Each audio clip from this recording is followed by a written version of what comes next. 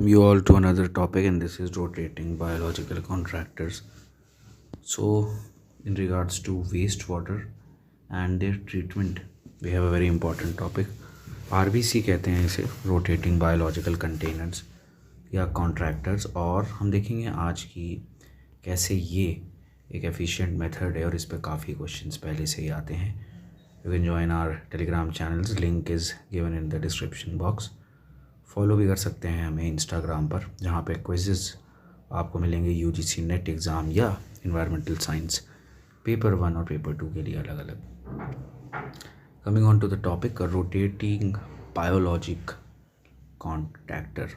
तो आप देखेंगे कि इसे शॉर्ट फॉर्म में हम आरबीसी कहते हैं, and they have a fixed media filter. इसमें ऑर्गेनिक मैटर और अमोनिया को वाटर से हटाया जाता है. तो जो इंडस्ट्रियल वेस्ट वाटर होता है उसकी क्लेंजिंग में या उसके ट्रीटमेंट में एक बहुत ही इंपॉर्टेंट प्रोसेस जो है वो है आरबीसी. अब इसमें काम की बात ये है, आप देखेंगे इट हैज़ अ मोटर. इसमें एक मोटर है और ये रोटेटिंग डिस्क हैं जो रोटेट करती रहती हैं, घूमती रहती हैं. इधर से पानी आता है, so these disc rotate at an angle of 90 degree from the flow. 90 degree के एंगल पर ये रोटेट करती हैं फ्लो से, ताकि क्लेंजिंग प्रोसेस और इफ़ेक्टिव रहे. अब ये जो आरबीसी है, अब आरबीसी थोड़ा सा कम प्रेवलेंट है ट्रिकलिंग फिल्टर्स या ऑक्सीडेशन डिचेस से. सबका अपना अपना एडवांटेज है, कहीं ये अच्छा है कहीं वो अच्छा है.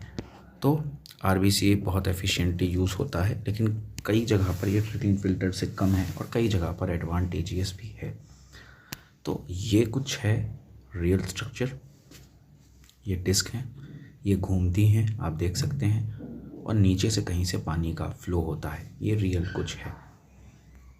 अब और ज़्यादा डायग्रामेटिक आप ये देख सकते हैं. तो कैसे क्या होता है आप देखेंगे, यहाँ से एफ्लुएंट ये आप देख सकते हैं और रोटेशन अपना चल रहा है. तो ये जो डिस्क है आप देख सकते हैं, ये इस एफ्लुएंट के कांटेक्ट में आती है और कुछ देर आने के बाद ये ऊपर एयर में, हवा में चली जाती है. यही इसका बेसिक फिनोमेना है कि जब ये वाटर में रहती है तो वाटर के माइक्रोब्स हैं यहाँ पर, वो उस वाटर को ट्रीट करते हैं. लेकिन क्योंकि उन माइक्रोब्स को ऑक्सीडेशन चाहिए, यानी ऑक्सीडेशन करने के लिए उन्हें ऑक्सीजन सप्लाई चाहिए, इसलिए ये डिस्क कुछ देर बाद ऊपर चली जाती है और फिर ऑक्सीडेशन होता है, वापस ये यहाँ आती है, फिर ऑक्सीडेशन होता है, और ये प्रोसेस साइमल्टेनियसली चलता रहता है.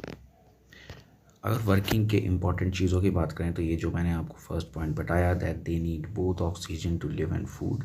तो डिस्क रोटेट करती रहती है एटमॉस्फेयर में, और it accumulates on the medium until the shear forces of the rotating disc. यानी कि जो रोटेटिंग डिस्क की पावर है वो जब तक माइक्रो ऑर्गेनिजम्स को वापस दूर नहीं फेंक देती, ये प्रोसेस चलता रहता है. जो रोटेटिंग डिस्क के पैकेजेस हैं वो टैंक में पहले से ही होते हैं.